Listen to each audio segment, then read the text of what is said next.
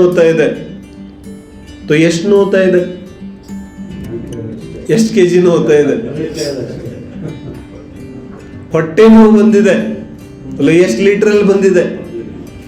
ಎಷ್ಟು ಕೆಜಿಯಲ್ಲಿ ಬಂದಿದೆ? ಬೋಲ್ಪಾವ್ಗೆ ಶಬ್ದ ಅಂತೂ ತುಂಬಾ ತುಂಬಾ ತುಂಬಾ ದುರ್ಬಲವಾದ ಮಾಧ್ಯಮ ಇದೆ ಭಾವನೆಗಳನ್ನ ವ್ಯಕ್ತಪಡಿಸಲಿಕ್ಕೆ. ಜಿನ ಧರ್ಮ ಹೇಳುತ್ತೆ, ನಿನ್ನ ಭಾವನೆಗಳಲ್ಲಿ ಶುಭ ಇದೆ, ನಿನ್ನ ಭಾವನೆಗಳಲ್ಲಿ ಅಶುಭ ಇದೆ. ನಿನ್ನ ಭಾವನೆಗಳೇ ಪುಣ್ಯ ಇದೆ, ನಿನ್ನ ಭಾವನೆಗಳಲ್ಲೇ ಪಾಪ ಇದೆ.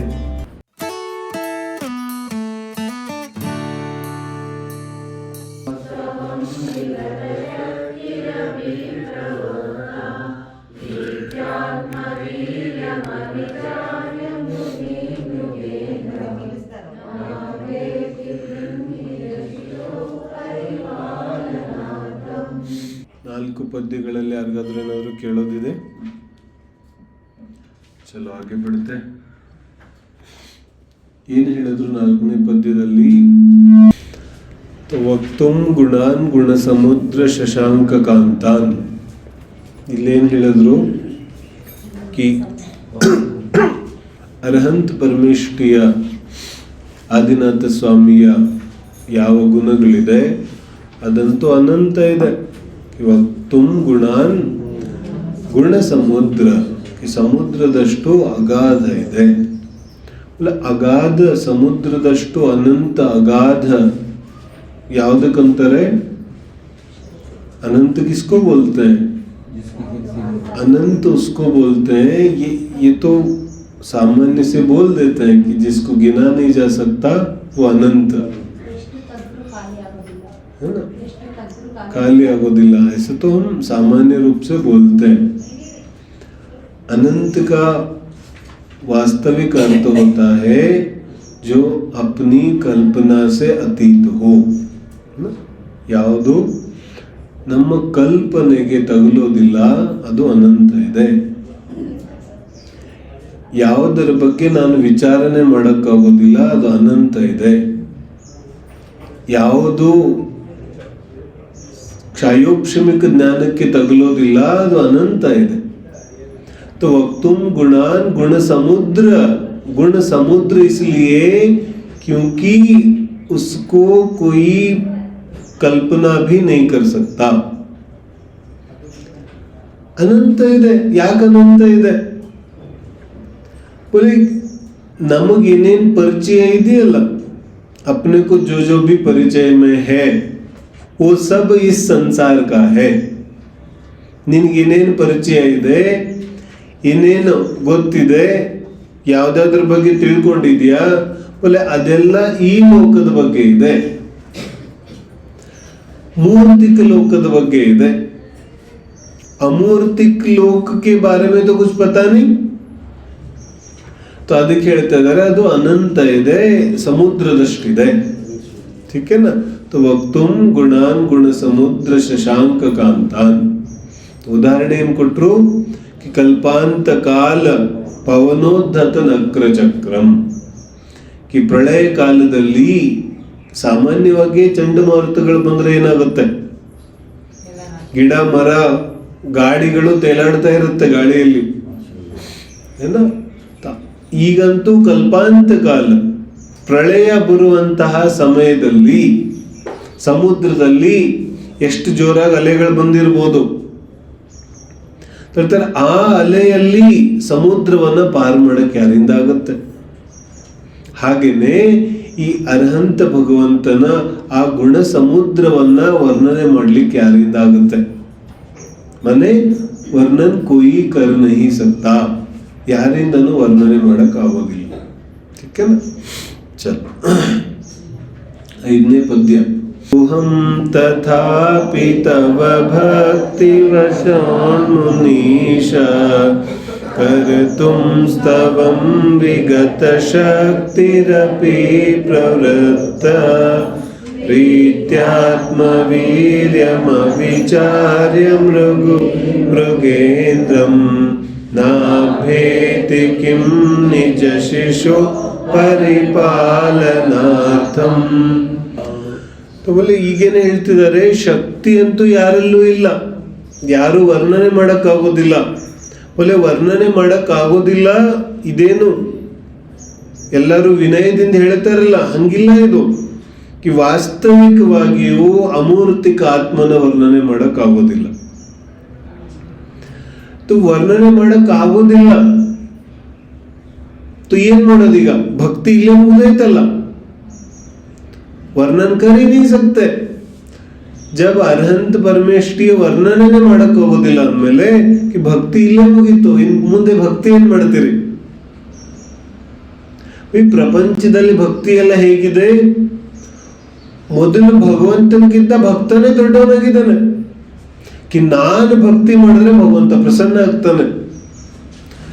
ಭಗವಂತನ ಪ್ರಸನ್ನತೆಯು ಇವನ ಕೈಯಲ್ಲೇ ಇದೆ. भगवान कुपित होंगे तो भी इसी के हाथ में. ಅರ್ಥ ಆಗ್ತಿದೆಯಲ್ಲ? ಇಲ್ಲಿ ಭಕ್ತನೇ ದೊಡ್ಡವನಿದ್ದಾನೆ. ಭಕ್ತನಿಗೆ ಭಗವಂತನ ಎಲ್ಲಾ ಗುಣಗಳು ಗೊತ್ತಿದೆ. ಮಾನ್ತುಂಗು ಸ್ವಾಮಿ ಹೇಳುತ್ತಿದ್ದಾರೆ ಕಿ ನಾನಂತೂ ಮೂರ್ತಿಕ ಲೋಕದಲ್ಲಿದ್ದೀನಿ, ಅರ್ಹಂತ ಅಮೂರ್ತಿಕ ಲೋಕ, ನಾನು ವರ್ಣನೆ ಮಾಡಕ್ ಆಗೋದಿಲ್ಲ. ಭಕ್ತಿ ಇಲ್ಲೇ ಮುಗಿತ್ತಲ್ಲ. ಹೇಳ್ತಾರೆ ಇಲ್ಲ ಮುಗಿಸೋದಿಲ್ಲ ನಾನು. ಅಲ್ಲ ಯಾಕೆ ಮುಗಿಸೋದಿಲ್ಲ? ನನಗೆ ಅವಶ್ಯಕತೆ ಇದೆಯಲ್ಲ. ಏನು ಅವಶ್ಯಕತೆ ಇದೆ? ಆಲಂಬನಂ ಭವಜಲೆ ಪತತಾಂ ಜನಾನಾಂ. ಭವ ಸಮುದ್ರದಿಂದ ಪಾರಾಗಬೇಕಾದ್ರೆ ಆಶ್ರಯ ಅಂತೂ ಒಬ್ಬರೇ ಇದ್ದಾರೆ. ಭವ ಸಮುದ್ರದಲ್ಲಿ ಮುಳುಗೋದಂದ್ರೆ ಏನು? ಭವ ಜಲ ಮೇ ಪತಿತ್ ಮಾನೆ ಕ್ಯಾ? भव जल माने क्या? बोलो, भव जल माने क्या? संसार समुद्र ಅಂದ್ರೆ ಏನು? संसार समुद्र माने होता है पंचेंद्रिय विषय. इसको बोलते हैं संसार समुद्र. ಯಾವ ಪಂಚೇಂದ್ರಿಯ ವಿಷಯಗಳಿದೆ ಅದು ಸಂಸಾರ ಸಮುದ್ರ ಇದೆ. ಯಾಕೆ ಸಮುದ್ರ ಇದೆ? ಯಾವ ರೀತಿ ಸಮುದ್ರಕ್ಕೆ ಅಂತ್ಯ ಇಲ್ಲ, ಸಮುದ್ರಕ್ಕೆ ತೀರ ಇಲ್ಲ, ಅದೇ ರೀತಿಯಾಗಿ ಪಂಚೇಂದ್ರಿಯ ವಿಷಯಗಳಿಗೆ ಅಂತ್ಯ ಇಲ್ಲ. पंचेंद्रिय का विषय जैसे जैसे भोगते जाएंगे वैसे वैसे बढ़ता जाएगा. तो ಸಮುದ್ರದ ಒಳಗೆ ಹೆಂಗೆ ಹೋಗುತ್ತೀಯಾ, ಸಮುದ್ರ ಅಷ್ಟಷ್ಟು ಆಳ ಆಗುತ್ತೆ. ಸಮುದ್ರದ ಆಳವನ್ನ ವಿಜ್ಞಾನಿಗಳು ಅಳೆಯಕ್ಕಾಗಿಲ್ಲ ಇವತ್ತುವರೆಗೂ. ತಂತ್ರಜ್ಞಾನ ಎಷ್ಟೇ ಮುಂದುವರೆದಿದ್ರು ಸಮುದ್ರದ ಆಳ ಯಾರಿಗೂ ಗೊತ್ತಿಲ್ಲ. ಇನ್ನು ಇಲ್ಲಿ ಎಷ್ಟೆಷ್ಟು ಆಳಕ್ಕೆ ಹೋಗುತ್ತೀಯ, ಇನ್ನೂ ಆಳಕ್ಕೆ ಹೋಗುತ್ತೀಯ. ಹಾಗೆ ಪಂಚೇಂದ್ರಿಯ ವಿಷಯಗಳ ಆಳ ಯಾರಿಗೂ ಗೊತ್ತಿಲ್ಲ. ನೀನು ಎಷ್ಟೆಷ್ಟು ಅದರಲ್ಲಿ ಮುಳುಗ್ತಾ ಹೋಗುತ್ತೀಯ ತಲೆ ಮೇಲೆ ನೀರು ಅಷ್ಟು ಜಾಸ್ತಿ ಆಗುತ್ತಾ ಹೋಗುತ್ತೆ, ಹೊರಗೆ ಬರಕ್ ಆಗೋದಿಲ್ಲ. ಈಗ कर्म चोर चहु और सर्वस लूटे सुध नहीं. तो जो कर्म चोर लूटते हैं ना वो क्या है? ये पंचेंद्रिय विषय. ಈ ಪಂಚೇಂದ್ರಿಯ ವಿಷಯಗಳೇನಿದೆ ಇದು ಜೀವಿಯನ್ನ ಮುಳುಗಿಸ್ಬಿಡುತ್ತೆ. ಮತ್ತೆ ಎಲ್ಲಿವರೆಗೆ ಮುಳುಗಿಸುತ್ತೆ? ಅಲ್ಲಿ ಎಷ್ಟೆಷ್ಟು ಇವನು ಆಶ್ರಯ ಹಿಡಿಯೋದಿಲ್ಲ ಅಷ್ಟೆಷ್ಟು ಮುಳುಗ್ತಾ ಹೋಗ್ತಾನೆ. आश्रय यारिदारे अरहंतन भक्ति. तो अरहंतर भक्ति आश्रय नहीं लिया तो क्या होगा? बोले डूबेगा. कि कितना डूबेगा? कि डूबता ही जाएगा.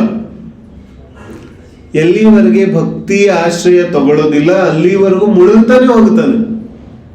बोलो तो सही, इस संसार में पंचेंद्रिय विषय से कौन बचाएगा?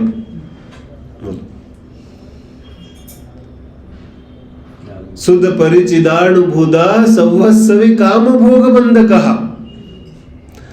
ನನ್ನ ಅಕ್ಕ ಪಕ್ಕ ನೆರೆ ಹೊರೆ ಕುಟುಂಬದೊಳಗೆ ಕುಟುಂಬದ ಹೊರಗೆ, ಮೈಸೂರಲ್ಲಿ, ಕರ್ನಾಟಕದಲ್ಲಿ, ಭಾರತದಲ್ಲಿ, ಪ್ರಪಂಚದಲ್ಲಿ बोले ಎಲ್ಲರಿಗೂ ಪರಿಚಯ ಏನಿದೆ?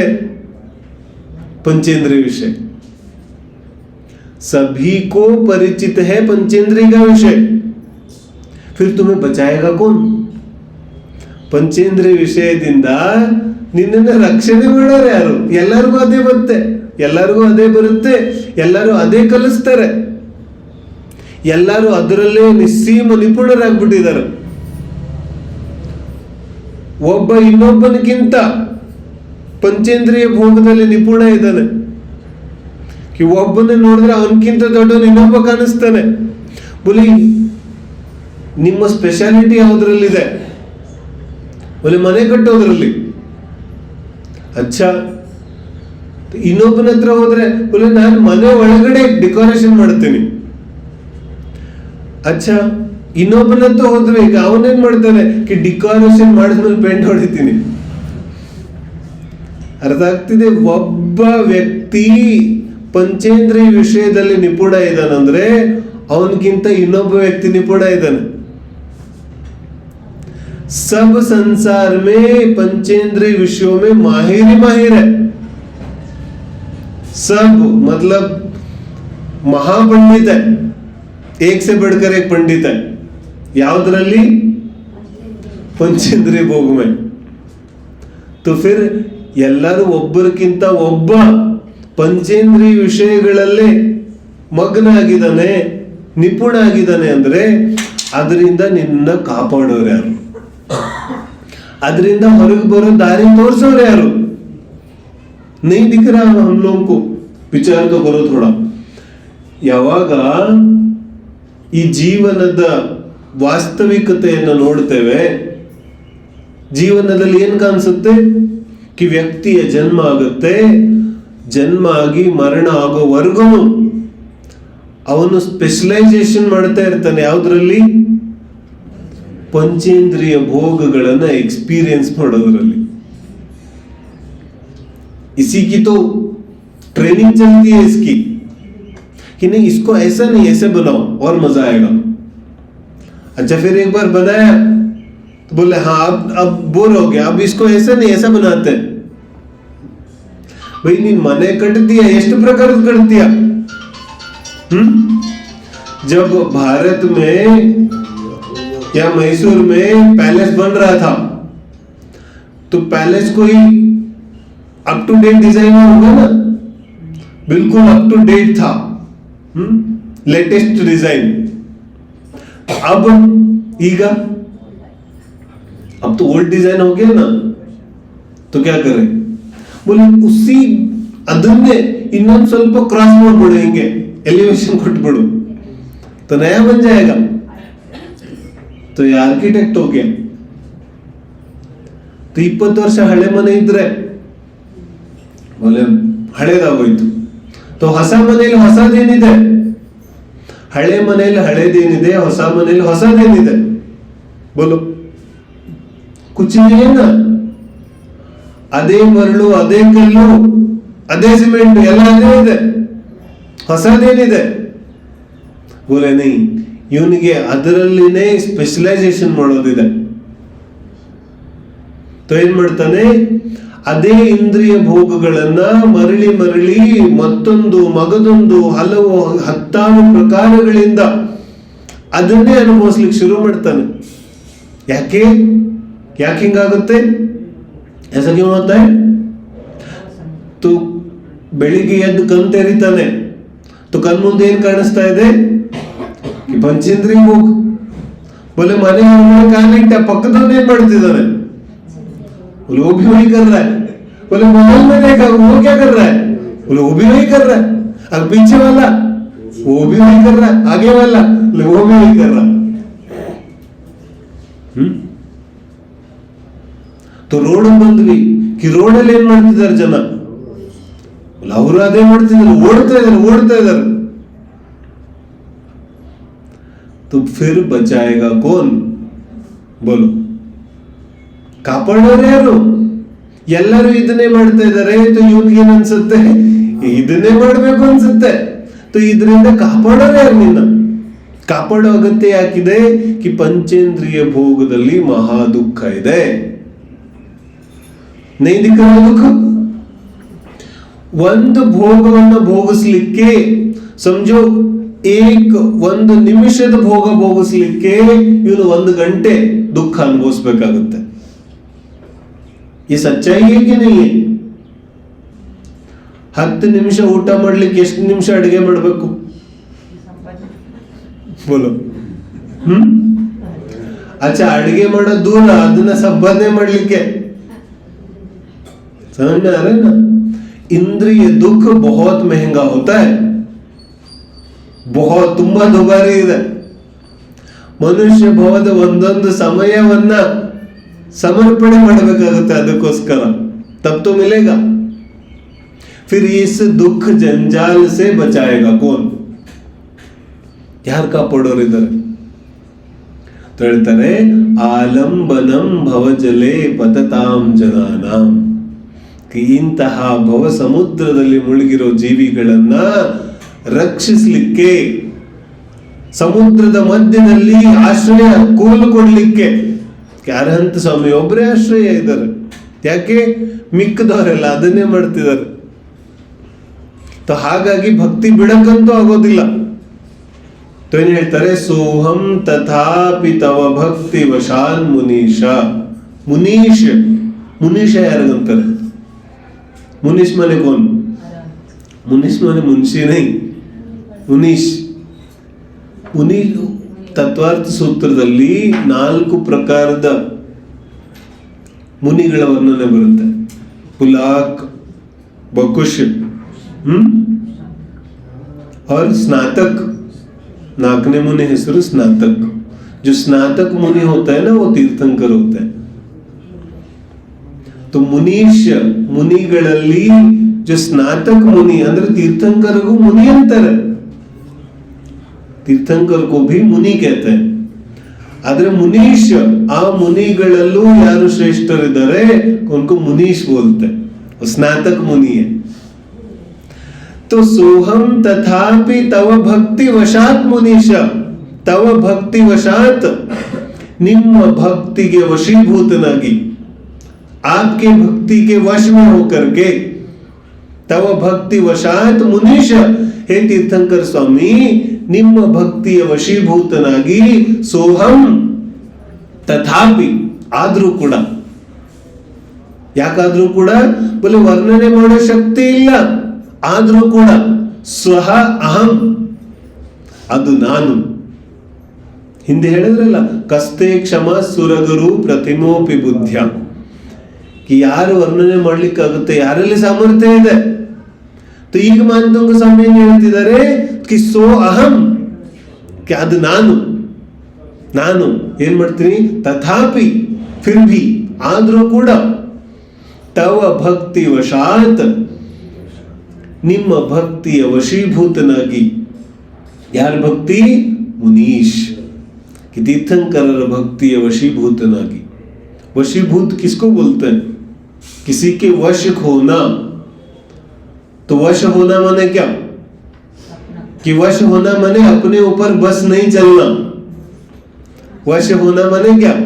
कि ನನ್ನ नियंत्रण ಇಲ್ಲ ನನ್ನ ಮೇಲೆ ಈಗ, ऐसा. तो क्या कहते हैं?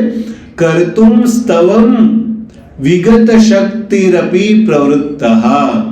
कर्तुम ಸ್ತವಂ ಪ್ರವೃತ್ತಃ, ಸ್ತುತಿ ಮಾಡಲಿಕ್ಕೆ ಪ್ರವೃತ್ತನಾಗಿದ್ದೀನಿ. ಹೆಂಗೆ? ವಿಗತ ಶಕ್ತಿ ಅಪಿ, ಶಕ್ತಿ ಇಲ್ಲದೆ ಇದ್ರೂ ಕೂಡ. कर्तुम ಸ್ತವಂ विगत शक्ति ही अपी, शक्ति नहीं है फिर भी स्तुति करने के लिए तैयार हो. ಸ್ತುತಿ ಮಾಡ್ಲಿಕ್ಕೆ ಪ್ರವೃತ್ತ ಆಗಿದ್ದೀನಿ, ಆದ್ರೂ ಶಕ್ತಿ ಇಲ್ಲ. ठीक है. तो ಏನ್ ಹೇಳ್ತಾರೆ ಅದಕ್ಕೆ ಉದಾಹರಣೆ? ಇದು ಯಾವ ತರ ಇದೆ? ಒಳ್ಳೆ ಪ್ರೀತ್ಯಾತ್ಮ ವೀರ್ಯಮವಿಚಾರ್ಯ.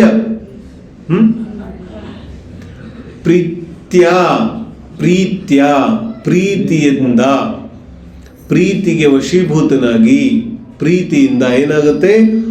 ಆತ್ಮ ವೀರ್ಯಂ, ಆತ್ಮಶಕ್ತಿಯನ್ನ, ತನ್ನ ಶಕ್ತಿಯನ್ನ, ಆತ್ಮವೀರ್ಯಂ, ತನ್ನ ಶಕ್ತಿಯನ್ನ ಅವಿಚಾರ್ಯ, ಯೋಚನೆ ಮಾಡ್ದೇನೆ, अपनी शक्ति का भान किए बिना, अपनी शक्ति का विचार किए बिना, मृगी मृगेंद्रम. मृगी, मृगी माने जिंके, हिरण क्या करती है? मृगेंद्रम हिरणी, मृगेंद्रम सिंह, मृगಗಳಲ್ಲಿ ಇಂದ್ರ, ಮೃಗೇಂದ್ರ ಸಿಂಹ. ठीक है, तो ಮೃಗೇಂದ್ರನ ಏನ್ ಮಾಡುತ್ತೆ? ನಾಭೇತಿ ನ ಅಭೇತಿ, ಭಯ ಪಡೋದಿಲ್ಲ, वो डरती नहीं है. ನ ಅಭೇತಿ वो डरती नहीं है, ಭಯ ಪಡೋದಿಲ್ಲ. ನಾಭೇತಿ, ಯಾಕೆ ಭಯ ಪಡೋದಿಲ್ಲ? ನಿಜ ಶಿಶೋ ಪರಿಪಾಲನಾರ್ಥಂ, ನಿಜ ಶಿಶು ತನ್ನ ಮಗುವನ್ನ ಪರಿಪಾಲನಾರ್ಥಂ, ರಕ್ಷಿಸ್ಲಿಕ್ಕೋಸ್ಕರ. ಕಾಡಲ್ಲಿ ಸಿಂಹ ಜಿಂಕೆ ಮರಿ ಮೇಲೆ ಅಟ್ಯಾಕ್ ಮಾಡಿದ್ರೆ ಜಿಂಕೆ ಏನ್ ಮಾಡುತ್ತೆ? ಓಡೋಗೋದಿಲ್ಲ. ಯಾಕೆ ಓಡೋಗೋದಿಲ್ಲ? ತುಂಬಾ ಶಕ್ತಿ ಬಂದ್ಬಿಟ್ಟಿದೆ ಜಿಂಕೆಯಲ್ಲಿ. शक्ति तो नहीं है, लेकिन करे क्या? बच्चा है उधर, तो क्या करे? क्या करे बोलो? ನಮ್ಮಗಳಿಗೆನೆ ಸಮಜೋ 102, 103 ಡಿಗ್ರಿ ಜ್ವರ ಬಂದಿದೆ. ಮನೆಯಲ್ಲಿ ಆಫೀಸಿಗೆ ರಜೆ ಹಾಕಿ ಮಲ್ಕೊಂಡಿದ್ದೀವಿ. तो मगु आड़ता आड़ता बिगड़ बोलो, बच्चा गिर गया और खून बह रहा है, तो क्या करें हम? तो यह दौड़ता यत्नो बिंदु दौड़ता, तो शक्ति कहां से आई भाई? ऑफिस तो नहीं जाने थे तुम, अब क्या हुआ? बोले ಮಗುವಿನ ಪ್ರೀತಿಯಲ್ಲಿ ವಶಾತ್ ತವ ಭಕ್ತಿ ವಶಾತ್. ಯಾವ ರೀತಿ ಸಂಸಾರಿ ಪ್ರಾಣಿ ಮೋಹದ ವಶೀಭೂತನಾಗಿ, ಪ್ರೀತಿಯ ವಶೀಭೂತನಾಗಿ, ಶಕ್ತಿ ಇಲ್ಲದೆ ಇದ್ರೂ ಪ್ರವೃತ್ತಿ ಮಾಡ್ತಾನೆ. ಆ ಸಿಂಹನನ್ನ ಎದುರಿಸುವ ಶಕ್ತಿ ಇಲ್ಲದೆ ಇದ್ರೂ ಜಿಂಕೆ ಅದನ್ನ ಎದುರಿಸ್ಲಿಕ್ಕೆ ಹೋಗುತ್ತೆ, ಭಯ ಪಡೋದಿಲ್ಲ. ಹಾಗೇನೆ ನನಗೆ ಅನಂತ ಗುಣ ಸಮುದ್ರವನ್ನ ವರ್ಣನೆ ಮಾಡ್ಲಿಕ್ಕೆ ಆಗದೆ ಇದ್ರೂ ನಾನು ಸ್ತುತಿ ಮಾಡ್ಲಿಕ್ಕೆ ಪ್ರವೃತ್ತ ಆಗಿದ್ದೀನಿ. ಯಾಕೆ ಪ್ರವೃತ್ತ ಆಗಿದ್ದೀನಿ? ಯಾಕಂದ್ರೆ ಭಕ್ತಿ ವಶಾತ್, ಭಕ್ತಿಗೆ ವಶೀಭೂತನಾಗ್ಬಿಟ್ಟಿದ್ದೀನಿ. ನಾನು ಭಕ್ತಿ ಮಾಡ್ತಾ ಇಲ್ಲ, ನನ್ನಿಂದ ಭಕ್ತಿ ಆಗ್ತಾ ಇದೆ. इसको बोलते वश होना. भक्ति करता नहीं, भक्ति हो रही है. ये भक्ति होती कैसी है? अपने आप तन्निंद ताने भक्ति ಹೆಂಗಾಗುತ್ತೆ? तन्निंद ताने भक्ति ಆಗುತ್ತೋ ಮಾಡಬೇಕಾಗುತ್ತೋ? क्या लगता है? भक्ति अपने आप होती है कि करना पड़ेगा?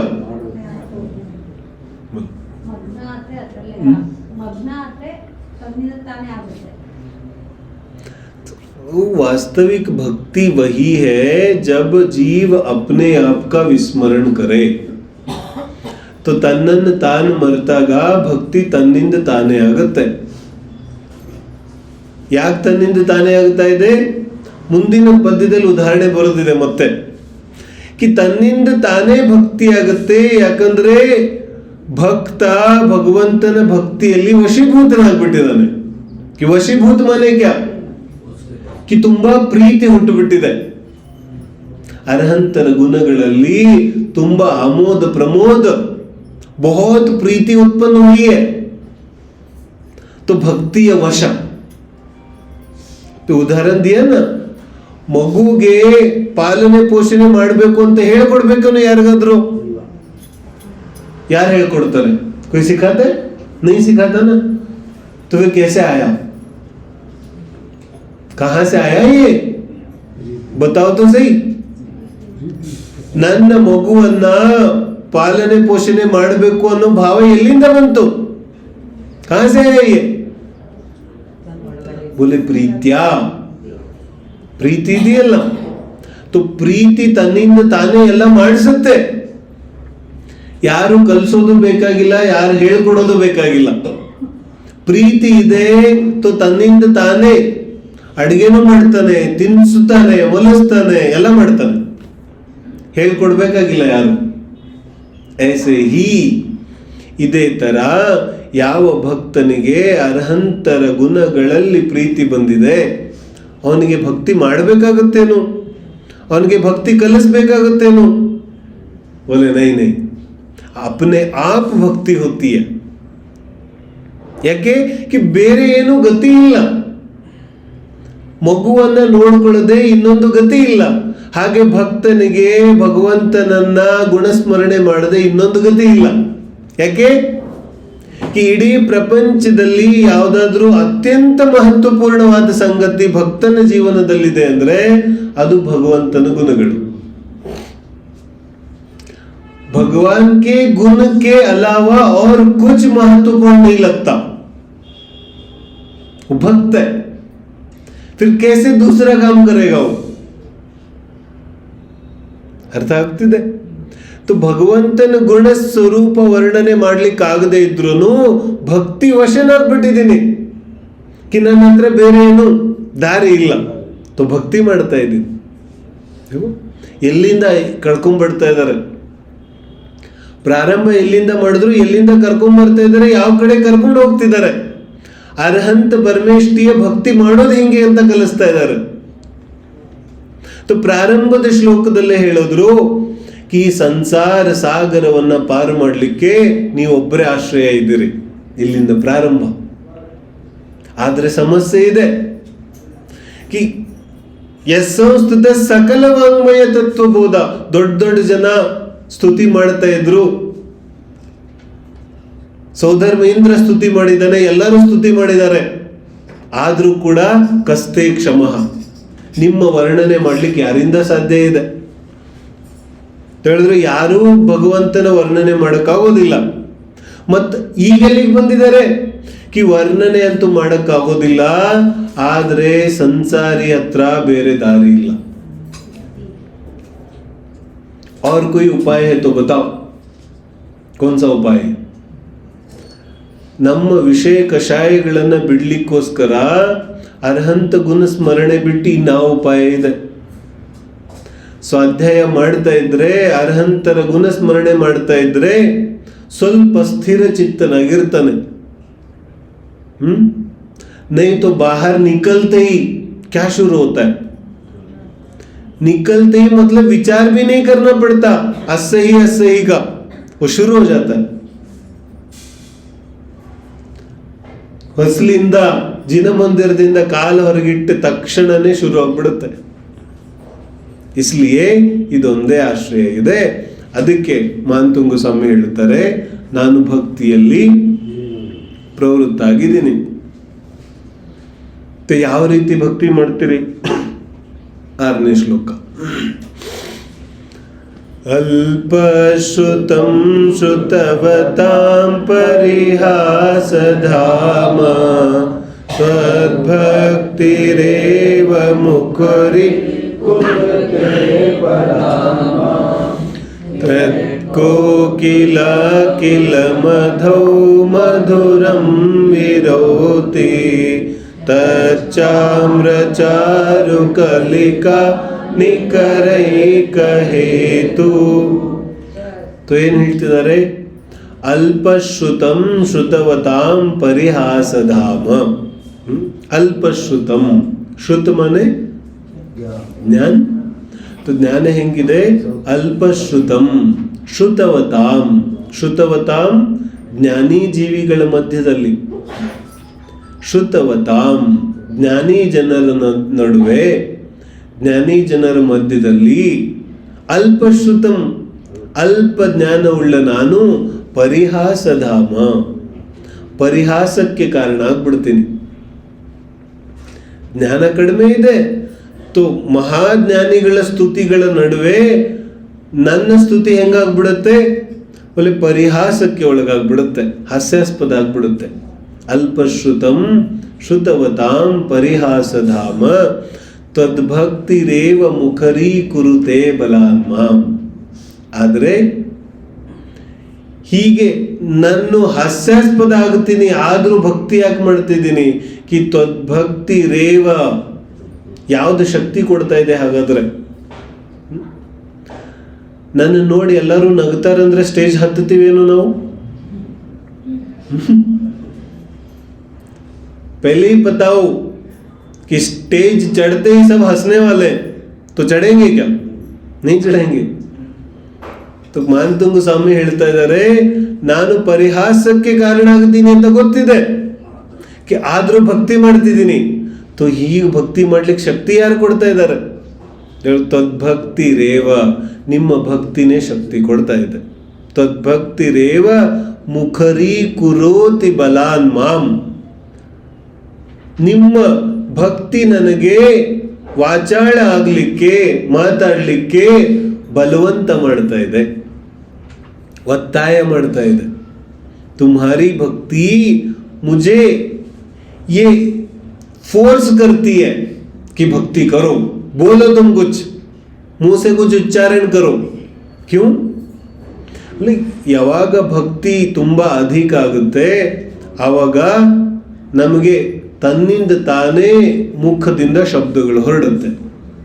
तो मुखरी करोति, मुखरी करोति माने कि अपने आप ही मुंह से शब्द फूट पड़े. ನಮ್ದು ಹೆಂಗಿರುತ್ತೆ, ವಿಚಾರ ಮಾಡಿ ಮಾಡಿ ಚಿಂತೆ ಮಾಡಿ 4 ಶಬ್ದ ಮಾತಾಡ್ತೀವಿ. बोले ये भक्त थोड़ी है, ये कैलकुलेशन पर चलता है व्यापारी. भक्त कैसे होता है? बोले भक्ति वशದಿಂದ मुखरी करोति, अपने आप ही मुंह से शब्द फूट पड़े, ತನ್ನಿಂದ ತಾನೇ ಶಬ್ದಗಳು ಹೊರಬೀಳುತ್ತಾ ಇದೆ. ತದ್ಭಕ್ತಿ ರೇವ, ನಿಮ್ಮ ಭಕ್ತಿನೇ ನನಗೆ ಬಲವಂತ ಮಾಡ್ತಾ ಇದೆ. ನಾನು ಭಕ್ತಿ ಮಾಡೋಕ್ ಹೋಗ್ತಾ ಇಲ್ಲ, ಆದ್ರೆ ನಿಮ್ಮ ಭಕ್ತಿ ನನಗೆ ಬಲವಂತ ಮಾಡ್ತಾ ಇದೆ. ಯಾವ ರೀತಿ ಅಲ್ಲ, ಮತ್ತು ಉದಾಹರಣೆ ಕೊಡ್ತಾರೆ. ಹೆಂಗೆ? बोले ಯತ್ ಕೋಕಿಲಃ ಕಿಲ ಮಧೌ ಮಧುರಂ ವಿರೋಧಿ. ಮಧುರಂ, ಮಧುರ ಅಂದ್ರೆ ಸಿಹಿಯಾದದ್ದು. ಯಾವುದು? ಕಿ ಯತ್ ಕೋಕಿಲಃ, ಕೋಕಿಲಃ ಕೋಗಿಲೆ ಏನ್ ಮಾಡುತ್ತೆ? ಕಿಲ ಮಧೌ ಮಧುರಂ ವಿರೋಧಿ. ಅದೇನ್ ಮಾಡುತ್ತೆ? ಅತ್ಯಂತ ಮಧುರವಾಗಿ ಹಾಡು ಹೇಳಕ್ ಶುರು ಮಾಡುತ್ತೆ. ಕೋಗಿಲೆ ಅತ್ಯಂತ ಮಧುರವಾಗಿ ಕೂಗಕ್ ಶುರು ಮಾಡುತ್ತೆ. ಕೋಗಿಲೆ ಯಾವಾಗ ಕೂಗುತ್ತೆ? ವಸಂತದಲ್ಲಿ. ವಸಂತದಲ್ಲಿ ಏನಾಗುತ್ತೆ? ಕಿ ತಚ್ಚಾರು ಚಾಮ್ರ, ಯಾವ ಆಮ್ರದ, ಚಾರು ಅಂದ್ರೆ ಸುಂದರ, ಮಾವಿನ ಹಣ್ಣಿನ ಸುಂದರವಾದ ಹೂಗಳು ಕಾಣಿಸುತ್ತೆ. ಆ ಹೂಗಳನ್ನ ನೋಡಿದ ತಕ್ಷಣ ಕೋಗಿಲೆ ಕೂಗಕ್ ಶುರು ಆಗುತ್ತೆ. तो फिर वो क्यों अत्यंत मधुर स्वर में गाती है? बोले वो आम की जो मंजरियां हैं, वो जो फूल खिले हैं ना, उसको देख करके उसको बहुत आनंद आता है. ಅದನ್ನು ನೋಡಿದ ತಕ್ಷಣ ಆನಂದ ಆಗುತ್ತೆ. तो ತುಂಬಾ ಮಧುರವಾಗಿ ಕೋಗಿಲೆ ಕೂಗಕ್ ಶುರು ಮಾಡುತ್ತೆ. ಹಾಗೇನೆ ಅರ್ಹಂತರ ಗುಣಗಳನ್ನು ನೋಡಿದಾಗ, ಬೈ ಹೂವಿಂದ ಏನ್ ಸಿಗುತ್ತೆ? ಹೂ ಇದೆಯಲ್ಲ, ಹೂವಿಂದ ಏನ್ ಸಿಗುತ್ತೆ? ಹೂ ನಾಳೆ ಹಣ್ಣಾಗೋದಿದೆ. ಯಾವ ಮಾವಿನ ಹೂಗಳಿದೆ ಅದು ನಾಳೆ ಹೋಗಿ ಮಾವಿನ ಹಣ್ಣಾಗತ್ತೆ. तो ಹಣ್ಣಾದ್ಮೇಲೆ ಮಧುರವಾದ ಹಣ್ಣು ತಿನ್ಲಿಕ್ಕೆ ಸಿಗುತ್ತೆ. ಅದಕ್ಕೋಸ್ಕರ ಕೋಗಿಲೆಗೆ ಗೊತ್ತಿದೆ ಕಿ ಹೂ ಬಂದಿದೆ, ನಾಳೆ ಹಣ್ಣು ಬರುತ್ತೆ, ಕಿ ನಂಗೆ ತಿನ್ನಕ್ಕೆ ಸಿಗುತ್ತೆ. तो ಅದು ಮಧುರವಾಗಿ ಕೂಗಕ್ಕೆ ಶುರು ಆಗುತ್ತೆ. ಹಾಗೇನೆ ಏನ್ ಹೇಳ್ತಿದ್ದಾರೆ ಕಿ ಅದೇ ತರ ಅರ್ಹಂತರ ಗುಣಗಳನ್ನು ನೋಡಿ ನನ್ನಲ್ಲೂ ಕೂಡ ಸ್ಥಿರತೆ ಪ್ರಕಟ ಆಗಿದೆ. ಅರ್ಹಂತರ ಭಕ್ತಿಯಲ್ಲಿ ಸಾನ್ನಿಧ್ಯದಲ್ಲಿ ಇದ್ದು ನನ್ನಲ್ಲೂ ಸಮಾಧಾನ ಪ್ರಕಟ ಆಗಿದೆ. ಈ ಸುಖ ಸಮಾಧಾನ ಅಲ್ಪ ಸ್ವಲ್ಪ ಸಿಕ್ಕಿದೆಯಲ್ಲ, ಇದು ಮಾವಿನ ಹಣ್ಣಿಗೆ ಬರುವಂತಹ ಹೂಗಳಿದೆ. ये जो थोड़ी थोड़ी समाधान संतोष मिलता है भक्ति में, अरहंत के स्वाध्याय में, बोले ये सब मंजरियां हैं. ಇದೆಲ್ಲ ಮಾವಿನ ಹಣ್ಣಿನಲ್ಲಿ ಬಂದಿರೋ ಹೂಗಳಿದೆ. ಇದನ್ನ ಯಾರು ಕಾಪಾಡ್ಕೋತಾನೆ ನಾಳೆ ಹಣ್ಣಾಗುತ್ತೆ. ಮತ್ತು ಮಧ್ಯದಲ್ಲಿ ಕಲ್ಪಾಂತ ಕಾಲ ಪವನೋದ್ಧತ, ಮಧ್ಯದಲ್ಲಿ ಏನಾದ್ರೂ ಜೋರ ಗಾಳಿ ಬಂದು ಬೀಸ್ಬಿಟ್ರೆ ಏನಾಗುತ್ತೆ? ಎಲ್ಲ ಹೂಗಳು ಉದುರೋಗ್ಬಿಡುತ್ತೆ. ಗಾಳಿ ಬರಕ್ ಬಿಡೋದಿಲ್ಲ. ಗಾಳಿ ಬಂದು ಬಿಟ್ರೆ ಎಲ್ಲ ಹೂ ಉದುರೋಗುತ್ತೆ. ಗಾಳಿ ಯಾವ್ದಕ್ಕಂದಿದ್ರು ನಿನ್ನೆ? ಗಾಳಿ ಯಾವ್ದಕ್ಕಂದಿದ್ರು? ಬಿಂಬಂ ಬಾಲಂ ವಿಹಾಯ ಜಲ ಸಂಸ್ಥಿತ ಮಿಂದು ಬಿಂಬ.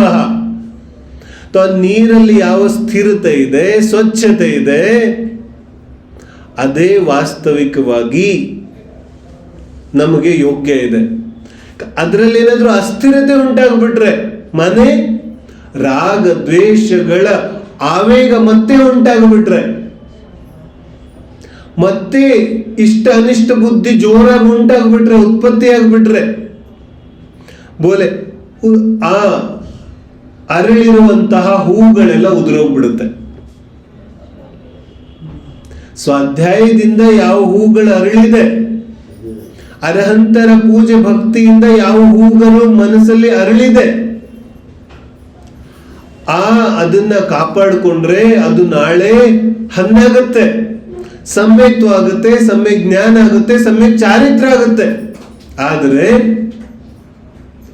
ಇಷ್ಟ ಅನಿಷ್ಟ ಬುದ್ಧಿ ಮತ್ತೆ ಉತ್ಪನ್ನ ಆಗ್ಬಿಟ್ರೆ, ಮತ್ತೆ ರಾಗದ್ವೇಷದ ಜೋರಾದ ಗಾಳಿ ಬೀಸ್ಬಿಟ್ರೆ, ಒಲೆ ಎಲ್ಲಾ ಹೂಗಳು ಉದುರೋಗ್ಬಿಡುತ್ತೆ. क्या करोगे फिर? सारे फूल झड़ जाएंगे. फिर वो जो फूल खिले थे उसका उपयोग क्या हुआ? वो बेकार में ही झड़ गए पूरे. इतना जो पेड़ को खाद डाला था, इतना उसकी व्यवस्था करी थी ಮಾವಿನ ಮರಕ್ಕೆ, ಅದೆಲ್ಲ ವ್ಯರ್ಥ ಆಗ್ಬಿಡುತ್ತೆ. ಅದೆಲ್ಲ ಸಾರ್ಥಕ ಯಾವಾಗ? ಆ ಹೂಗಳು ಹಣ್ಣಾಗಿದ್ರೆ. ಉಸಿ ತರಹ ಯತ್ಕೋ ಕಿಲಹ ಕಿಲ ಮಧು ಮಧುರಂ ವಿರೌತಿ. ಅದೇ ತರ ಯಾವ ಈ ಅತ್ಯಂತ ಮಧುರವಾದ ಈ ಮೊಗ್ಗುಗಳು ಹೂಗಳಾಗಿ ಅರಳಿದೆ, ಅವುಗಳು ಹಣ್ಣಾಗಬೇಕಾದ್ರೆ ಇದೇ ರೀತಿಯಾಗಿ ಭಕ್ತಿ ಮುಂದುವರಿಬೇಕು. ಇಲ್ಲಿಗೆ ಭಕ್ತಿ ನಿಲ್ಲಿಸ್ಬಿಟ್ರೆ ಹೂಗಳೆಲ್ಲ ಉದುರೋಗ್ಬಿಡುತ್ತೆ. ಅದಕ್ಕೆ ಮಾನತುಂಗ ಸ್ವಾಮಿ ಹೇಳುತ್ತಿದ್ದಾರೆ ಕಿ ಯಾವ ರೀತಿ ಕೋಗಿಲೆಗೆ ಗೊತ್ತಿದೆ ಕಿ ಈ ಹೂಗಳು ಹಣ್ಣಾಗುತ್ತೆ, ಆ ಭರವಸೆಯಿಂದ ಅತ್ಯಂತ ಇಂಪಾಗಿ ಕೂಗುತ್ತೆ, ಅದೇ ತರ ನನಗೂ ಗೊತ್ತಿದೆ, ನನ್ನ ಈ ಚಿಕ್ಕ ಚಿಕ್ಕ ಸಮಾಧಾನ ಏನು ಹುಟ್ಟಿದೆ ಇದು ನಾಳೆ ಹೋಗಿ ಸಮ್ಯಕ್ ಜ್ಞಾನ ಆಗುತ್ತೆ ಅಂತ ನಂಗೆ ಗೊತ್ತಿದೆ. ಈ ಚಿಕ್ಕ ಚಿಕ್ಕ ಯಾವ ಸಂತೋಷ ಸಮಾಧಾನ ಹುಟ್ಟಿದೆ ಇದು ನಾಳೆ ಹೋಗಿ ಉತ್ತಮ ಸುಖ ಆಗುತ್ತೆ ಅಂತ ಗೊತ್ತಿದೆ. ಹಾಗಾಗಿ ನನ್ನ ಬಾಯಿಂದ ಕೂಡ ತನ್ನಿಂದ ತಾನೇ ಭಕ್ತಿ ಹೊರಬರ್ತಾ ಇದೆ. इसी तरह से मेरे मुख से भी भक्ति अपने आप प्रस्फुटित होती है. यह अर्थ है इसका. तो देखो ಯಾತಕ್ಕೋಸ್ಕರ ಭಕ್ತಿ ಮಾಡ್ತಾ ಇದ್ದಾರೆ? ಸಂಗತಿ. ಕಿಸ್ಕಿ ಸಂಗತಿ ಕರೋಗೆ? ಯಾರ ಸಂಗತಿ ಮಾಡಿದ್ರೆ ನಿನಗೆ ಈ ಹೂಗಳು ಹಣ್ಣಾಗುತ್ತೆ, ಅವರ ಸಂಗತಿ ಮಾಡು. ಅನ್ಯ ವೀತರಾಗಿ ವ್ಯಕ್ತಿತ್ವವನ್ನು ಬಿಟ್ಟು ಇನ್ನಾರು ಸಂಗತಿ ಆದ್ರೂ ಮಾಡಿದ್ರೆ ಫಿರ್ ಸಬ್ ಝಡ್ ಜಾಯಂಗೆ. ಫಿರ್ ಪುನಃ ಮರ ಹಿಂಗ್ ಬೋಳ್ ಇತ್ತಲ್ಲ ಹಂಗೆ ಬೋಳಾಗ್ಬಿಡುತ್ತೆ. ಕುಚ್ ನೈ, ಬೇಕಾರ. ನ फूल है न पत्ते न फल है, वो बेकार का वृक्ष है. ऐसे मनुष्य भी बेकार हो जाता है. न ज्ञान है न दर्शन है न चारित्र है, कुछ नहीं, रूखा आदमी. वो आत्मा ही नहीं है, वो जीव ही नहीं है. क्या है उसमें? खाना पीना सोना, मात्र देह है और कुछ नहीं. तो जीव ಅಂದ್ರೆ ಮಾತ್ರ ದೇಹ ಆಗ್ಬಿಡ್ತಾನೆ. क्या फिर क्या विषय क्या है उसमें? ಅದಕ್ಕೆ ಹೇಳ್ತಾ ಇದ್ದಾರೆ ಮಾನತುಂಗ ಸ್ವಾಮಿ ಕಿ ನಾನಂತೂ ಇದರಲ್ಲೇ ಮಗ್ನ ಆಗುತ್ತೀನಿ. ಯಾಕಂದ್ರೆ ನನಗೆ ಗೊತ್ತಿದೆ ಈ ಭಕ್ತಿ ಮಾಡೋದ್ರಿಂದ ಯಾವ ಆನಂದ ಸಿಗ್ತಾ ಇದೆ ಇದು ನಾಳೆ ಹೋಗಿ ಸಮ್ಯಕ್ತ್ವ, ಸಮ್ಯಕ್ ಜ್ಞಾನ, ಕೇವಲ ಜ್ಞಾನ, ಮೋಕ್ಷ ಪ್ರಾಪ್ತಿ ಆಗೋದಿದೆ. तो भक्ति मुक्तिदायिनी.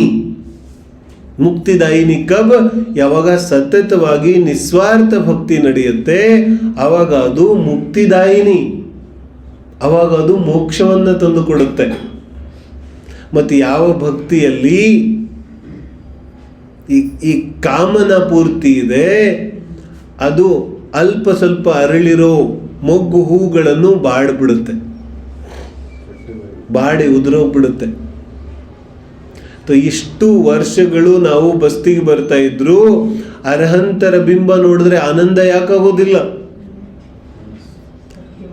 ಅರ್ಹಂತರ ಪ್ರತಿಮೆಯನ್ನ ನೋಡಿದ್ರೆ ಮನಸ್ಸಲ್ಲಿ ನಿಧಿ ಸಿಕ್ತು ಅಂತ ಯಾಕನ್ಸೋದಿಲ್ಲ? ಅರ್ಹಂತರನ್ನ ನೋಡಿದ ತಕ್ಷಣನೇ ನಮಗೇನೋ ಅಪೂರ್ವವಾದ ಅವಕಾಶ ಸಿಕ್ಕಿದೆ ಅಂತ ಯಾಕನ್ಸೋದಿಲ್ಲ? ಯಾಕಂದ್ರೆ ಭಕ್ತಿಯಿಂದ ಯಾವ ಆನಂದ ಪಡಿಬೇಕಿತ್ತು ಅದರ ರುಚಿ ಯಾವತ್ತು ನೋಡಿಲ್ಲ ಇವನಂತೂ ಇನ್ನೂ ಹೊರಗಡೆಗೇನೆ ಯಾವ ಈ ಸಂಸಾರ ಇದೆ, ಈ ಸಂಸಾರದ ರೀತಿಯಲ್ಲಿಯೇ ಭಕ್ತಿ ಮಾಡ್ತಾ ಇದ್ದಾನೆ. तो फिर ये भक्ति का ये तो सांसारिक काम हुआ. जैसे ಅನೇಕ ಪ್ರಕಾರದ ಸಾಂಸಾರಿಕ ಕೆಲಸ ಮಾಡ್ತೇವೆ, ಹಂಗೆ ಮತ್ತೊಂದು ಕೆಲಸ ಭಕ್ತಿ. ಸಾಂಸಾರಿಕ ಕೆಲಸಗಳಲ್ಲೇ ಇನ್ನೊಂದು ಕೆಲಸ ಭಕ್ತಿ. ಭಕ್ತಿಯ ಪ್ರಯೋಜನ ಯಾವುದು ಸಿದ್ಧ ಆಗೋದಿಲ್ಲ ಇವನಿಗೆ. ನೈ, ನೀನೇನು ದಿನ ಕೆಲಸ ಮಾಡ್ತೀಯಾ, ಈ ಎಲ್ಲಾ ಕೆಲಸಗಳಿಂದ ಅತ್ಯಂತ ವಿಭಿನ್ನವಾದಂತಹ ವಿಷಯ ಇದೆ ಭಕ್ತಿ. ಕನಿಷ್ಠ ಪಕ್ಷ ನನ್ನನ್ನು ನಾನು ಸಮರ್ಪಣೆ ಮಾಡೋದಾದ್ರೂ ಕಲಿಬೇಕಲ್ಲ. ಪೂರಿ ತರ ಸೆ ಸಮರ್ಪಿತ ಹೋ ಜಾओ. ಕಬ್ ಸಮರ್ಪಿತ ಹೋ ಸಕ್ತೆ? ಯಾವಾಗ ಸಮರ್ಪಣೆ ಆಗ್ಲಿಕ್ಕೆ ಸಾಧ್ಯ ಇದೆ? ಯಾವಾಗ ನನಗೆ ಆ ಗುಣಗಳಲ್ಲಿ ಅನುರಾಗ ಬರುತ್ತೆ. ಬೈ ಸಂಸಾರದಲ್ಲಿ ನಾವು ಯಾರನ್ನಾದ್ರೂ ಯಾವಾಗ ಫಾಲೋ ಮಾಡ್ಲಿಕ್ಕೆ ಶುರು ಮಾಡ್ತೀವಿ, बहुत बड़ा व्यापारी हो, बहुत नाम चलता है उसका कि बहुत अच्छा व्यापार करता है, तो व्यापारी सब उसके पीछे भागने लग जाएंगे. क्यों? अरे जबरदस्त आदमी है, बहुत जानता है, सब मार्केट पता है, तो उसके पीछे निकलते हैं. और ಯಾರಿಗಾದ್ರೂ ದೊಡ್ಡ ವಿಜ್ಞಾನಿ ಆಗೋದಿದ್ರೆ ಅವನು ಯಾರು ಬೆನ್ನ ಹತ್ತಾನೆ? ಅವನು ಬೆನ್ನ ಹತ್ತಾನೆ. ನನಗೆ ವಿಷಯ ಕಷಾಯಗಳಿಂದ ಪಾರಾಗೋದಿದೆ, ಭವ ಸಮುದ್ರದಿಂದ ಪಾರಾಗೋದಿದೆ, ಯಾರು ಬೆನ್ನ ಹತ್ತೋದು ನಾನು? अपने आप ही अनुराग उठता है ना, कोई बोलना भी नहीं पड़ता. ಯಾರಿಗೆ ವಿಷಯ ಕಷಾಯಗಳಿಂದ ಹೊರಗೆ ಬರೋದಿದೆ ಅವನಿಗೆ ತನ್ನಿಂದ ತಾನೇನೆ ಅರ್ಹಂತರ ಗುಣಗಳಲ್ಲಿ ಅನುರಾಗ ಬರುತ್ತೆ. तो जब अनुराग आता है तो अपने आप ही भक्ति भी होती है. ಭಕ್ತಿ ಆಗದೆ ಇರೋದಕ್ಕೆ ಮೂಲ ಕಾರಣ ಇದೆ, तुम्हें अभी उन गुणों में अनुराग नहीं है. ಭಕ್ತಿ ಯಾಕಾಗ್ತಾ ಇಲ್ಲ? ನನಗೆ ಆ ಗುಣಗಳಲ್ಲಿ अनुराग भाव इल्वे इल्ला. लगा कभी वीतरागता में अनुराग भाव आया? समता भावದಲ್ಲಿ ಯಾವತ್ತಾದ್ರೂ ಅನುರಾಗ ಭಾವ ಬಂತೇನು? ಪೂರ್ಣ ಜ್ಞಾನ, ಪೂರ್ಣ ಸುಖ, ಪೂರ್ಣ ಸಂತೋಷ, ಪೂರ್ಣ ಶಕ್ತಿ, ಇದರ ಬಗ್ಗೆ ಅನುರಾಗ ಬಂತೇನು? कि ಯಾವ ಜೀವಕ್ಕೆ ಪೂರ್ಣ ಸುಖ, ಪೂರ್ಣ ಶಕ್ತಿ, पूर्ण ज्ञान, इसका अनुराग आएगा ना, वो अपने आप ही अनंत का भक्ति करेगा. ತನ್ನಿಂದ ತಾನೇ ಭಕ್ತಿ ಮಾಡ್ತಾನೆ. ಭಕ್ತಿ ಬಾಯಿಂದ ಹೊರಗೆ ಬರುತ್ತೆ. ऐसा ಅದನ್ನು ಹೇಳ್ತಾರೆ, ಸೋಹಂ ತಥಾಪಿ ತವ ಭಕ್ತಿ ವಶಾನ್ ಮುನೀಶ ತದ್ಭಕ್ತಿ ರೇವ ಮುಖರಿ ಕುರುತೆ ಬಲಾನ್ ಮಾಂ. ಇಷ್ಟ ಅರ್ಥ ಆಯ್ತು ಎಲ್ಲರಿಗೂ? तो ಯತ್ಕೋ ಕಿಲಹ ಕಿಲ ಮಧೌ ಮಧುರಂ ವಿರೌತಿ ತಚ್ಚಾರು ಚಾರು ಕಲಿಕಾ ನಿಕರೈಕ ಹೇತು. ನಿಕರೈಕ ಹೇತು ಅದು ಉತ್ಪನ್ನ ಆಗಲಿಕ್ಕೆ ಕಾರಣ ಆಗುತ್ತೆ. ಏನು ಉತ್ಪನ್ನ ಆಗಲಿಕ್ಕೆ? ಕೋಗಿಲಿಯ ಮಧುರವಾದ ಇಂಪಾದ ಸಂಗೀತ. ಹಾಗೇನೆ ಈ ಭಕ್ತಿ, ಇಂಪಾದ ಭಕ್ತಿ ಪ್ರಕಟ ಆಗಲಿಕ್ಕೆ ಅದು ಕಾರಣ ಆಗುತ್ತೆ. ठीक है ಚಲೋ. तो ಏನು ಹೇಳಿದ್ರು ಹಿಂದೆ ಕಿ ಭಕ್ತಿ ಮಾಡಕ್ಕಂತೂ ಆಗೋದಿಲ್ಲ. ಕಿ ಯಾಕಾಗೋದಿಲ್ಲ? ಕಿ ಬೋಲೆ ಅಮೂರ್ತಿಕ ಸ್ವರೂಪ ಇದೆ, ನಾನು ಮೂರ್ತಿಕ ಇದ್ದೀನಿ. ಬೋಲೆ ಶಬ್ದಗಳು ಮೂರ್ತಿಕ ಇದೆ. ಯಾವ ಶಬ್ದಗಳಲ್ಲಿ ಮಾತಾಡ್ತಿದ್ದೀನಿ ಆ ಶಬ್ದಗಳು ಮೂರ್ತಿಕ ಇದೆ. ಶಬ್ದಗಳಲ್ಲಿ ಶಕ್ತಿ ಎಷ್ಟಿದೆ?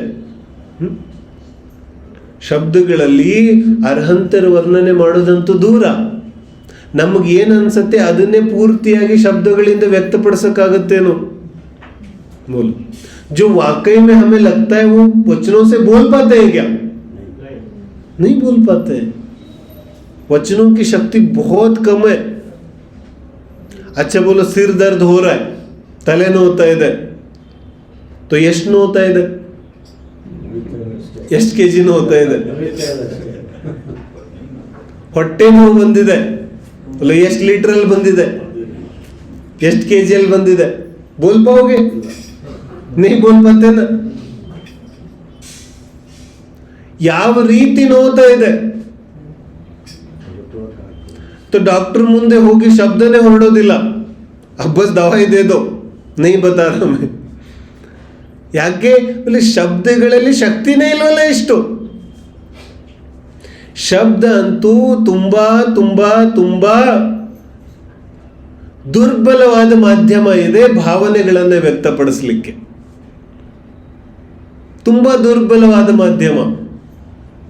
भावनाओं के 10% वचनों में आ सकते हैं, बस. बोलते हैं ना, ಸಮೋಸರಣದಲ್ಲಿ ಗಣಧರರು ಯಾವ ದಿವ್ಯ ಧ್ವನಿಯನ್ನ ಕೇಳುತ್ತಾರೆ, ಒಲೆ ಸಂಪೂರ್ಣ ದಿವ್ಯ ಧ್ವನಿಯನ್ನ ದ್ವಾದಶಾಂಗದಲ್ಲಿ ಹಿಡಿದಿಡಕ್ಕಾಗೋದಿಲ್ಲ. ಅದರಲ್ಲಿ ಅಂಶ ಉಳಿಯುತ್ತೆ. ಮತ್ತು ಗಣಧರರು ಎಷ್ಟು ಗ್ರಹಿಕೆ ಮಾಡ್ತಾರೆ ಅಷ್ಟು ಶ್ರುತಕೇವಲಿಗಳು ಗ್ರಹಿಕೆ ಮಾಡೋಕ್ಕಾಗೋದಿಲ್ಲ. ಶ್ರುತಕೇವಲಿಗಳು ಎಷ್ಟು ಗ್ರಹಿಕೆ ಮಾಡ್ತಾರೆ ಅಷ್ಟು ಅಂಗಧರ ಆಚಾರ್ಯರು ಗ್ರಹಿಕೆ ಮಾಡೋಕ್ಕಾಗೋದಿಲ್ಲ. ಐಸೆ ಕಮ್ ಕಮ್ ಕಮ್ ಕಮ್ ಕ್ಯೂ? ಕೊಲೆ ವಚನಗಳಲ್ಲಿ ಶಕ್ತಿನೇ ಇಲ್ಲ. ವಚನಗಳಲ್ಲಿ ತುಂಬಾ ಕಡಿಮೆ ಶಕ್ತಿ ಇದೆ. ಹಾಗಾಗಿ ನಮ್ಮ ಸಾಮಾನ್ಯ ಭಾವನೆಗಳನ್ನೇ ವ್ಯಕ್ತ ಮಾಡೋಕ್ಕಾಗೋದಿಲ್ಲ ಅಂದಮೇಲೆ ಅಮೂರ್ತಿಕ ಜೀವ ಸ್ವರೂಪವನ್ನು ವರ್ಣನೆ ಮಾಡ್ಲಿಕ್ಕೆ ಹೆಂಗೆ ಸಾಧ್ಯ ಇದೆ? ಅಲ್ಲಿ ಕಹ ಕ್ಷಮಃ ಕಸ್ತೆ ಕ್ಷಮಃ, ಕಿ ಯಾರಿಂದ ಸಾಮರ್ಥ್ಯ ಇದೆ? ಯಾರಲ್ಲಿ ಈ ಸಾಮರ್ಥ್ಯ ಇದೆ? ಆದರೂ ನನ್ನ ಬಾಯಿಯಿಂದ ಭಕ್ತಿ ಹೊರಗೆ ಬರ್ತಾ ಇದೆ. ಅದರಿಂದ ಏನಾಗುತ್ತೆ? ಬೋಲೆ ಅದರಿಂದ ನಾಳೆ ನನ್ನ ಈ ಅಲ್ಪ ಆನಂದ ಪೂರ್ಣ ಆನಂದ ಆಗೋದಿದೆ. ಈ ಅಲ್ಪ ಜ್ಞಾನ ಪೂರ್ಣ ಜ್ಞಾನ ಆಗೋದಿದೆ. ಅಲ್ಪ ಶ್ರುತ ಪೂರ್ಣ ಶ್ರುತ ಆಗೋದಿದೆ. ಅದಿದರ ಒಂದು ಪ್ರಯೋಜನ ಇದೆ. ಅಲ್ಪ ಶ್ರುತ ಯಾವ ಪೂರ್ಣ ಶ್ರುತ ಆಗೋದಿದೆ, ಇದರ ಹಿಂದೆ ಯಾರು ಕೆಲಸ ಮಾಡ್ತಾ ಇದ್ದಾರೆ, ಯಾರು ಕಾರಣ ಇದ್ದಾರೆ? ಹೇಳ್ತಾರೆ ಆ ಯಾವ ಭಕ್ತಿ ಇದೆ ಆ ಭಕ್ತಿಯಲ್ಲಿ ಬಳಸುವ ಶಬ್ದಗಳು. ಹಮ್ ಬೋಲ್ತೆ ನಾ, ಅದು ತುಂಬಾ ಜಾಸ್ತಿ ನಡೀತಾ ಇದೆ ಈಗ. ಬೋಲೆ ಶಬ್ದಗಳಲ್ಲಿ ಎನರ್ಜಿ ಇರುತ್ತೆ. ಎಂತ एनर्जी इरुत्ते? पॉजिटिव एनर्जी और नेगेटिव एनर्जी. किसमें? शब्दों में. तो वो एनर्जी क्या करती है? ಶಬ್ದಗಳಲ್ಲಿ ಪಾಸಿಟಿವ್ और ನೆಗೆಟಿವ್ ಎನರ್ಜಿ ಆ ಎನರ್ಜಿ ಏನ್ ಮಾಡುತ್ತೆ? ಒಳ್ಳೆ ನಿನ್ನಲ್ಲಿ ಪಾಸಿಟಿವ್ ನೆಗೆಟಿವ್ ಎನರ್ಜಿ ಉತ್ಪನ್ನ ಮಾಡುತ್ತೆ. ऐसा नहीं. ಯಾವ ಶಬ್ದಗಳಿದೆ ಅದಂತೂ ಪೌದ್ಗಲಿಕ ಇದೆ, ಅದಂತೂ ನಿರ್ಜೀವ ಜಡ ಪದ ವಸ್ತುಗಳಿದೆ. ಜಡ ವಸ್ತುಗಳಲ್ಲಿ ಜೀವಿಯನ್ನ ಬದಲಾಯಿಸೋ ಶಕ್ತಿ ಇಲ್ಲ. क्या बात करते हो? कौन सी एनर्जी की बात करते हो? ಯಾವ ಎನರ್ಜಿ ಏನ್ ಮಾಡುತ್ತೆ ಜೀವಕ್ಕೆ? कौन सी एनर्जी करेगा? पॉजिटिव एनर्जी आएगा तो नाचने लग जाएगा और नेगेटिव आएगा तो रोने लग जाएगा. क्या होगा? ये तो ಇದೇನು ವಿಷಯ ಇದೆಯಲ್ಲ, ಈ ವಿಷಯಗಳೇ ನಮ್ಮನ್ನು ಭಕ್ತಿ ಮಾಡಕ್ ಬಿಡ್ತಾ ಇಲ್ಲ. ये इस प्रकार के जो अज्ञान है, इसी वजह से सच्ची भक्ति कर नहीं पाते हम लोग. ಅದರಲ್ಲೇ ಕೂತ್ಕೊಂಡಿದ್ದೇವೆ कि ಆ ಎನರ್ಜಿ ಸಿಗುತ್ತೆ, ಈ ಎನರ್ಜಿ ಸಿಗುತ್ತೆ. ग्लास ಒಂದು ಲೋಟ ನೀರಿದೆ, बोले उसमें भी एनर्जी है. तुम स्तोत्र बोल के पी जाओगे तो उसमें एनर्जी है. कि ಇವ್ನು ಮಾತಾಡಿರೋ ಶಬ್ದಗಳ ಎನರ್ಜಿ ಆ ಗ್ಲಾಸ್ ಅಲ್ಲಿರೋ ನೀರಲ್ಲಿ ಹೊರಟೋಗ್ಬಿಡುತ್ತೆ. ಇಷ್ಟೊಂದು ಅಜ್ಞಾನ ಇದ್ರೆ ಭಕ್ತಿ ಹೇಗಾಗುತ್ತೆ? ಯಾಕಂದ್ರೆ ನಮಗೆ ವಿಚಾರ ಇಲ್ವಲ್ಲ ನಾವು ಯಾರು ಭಕ್ತಿ ಮಾಡ್ತಿದೀವಿ ಅಂತ.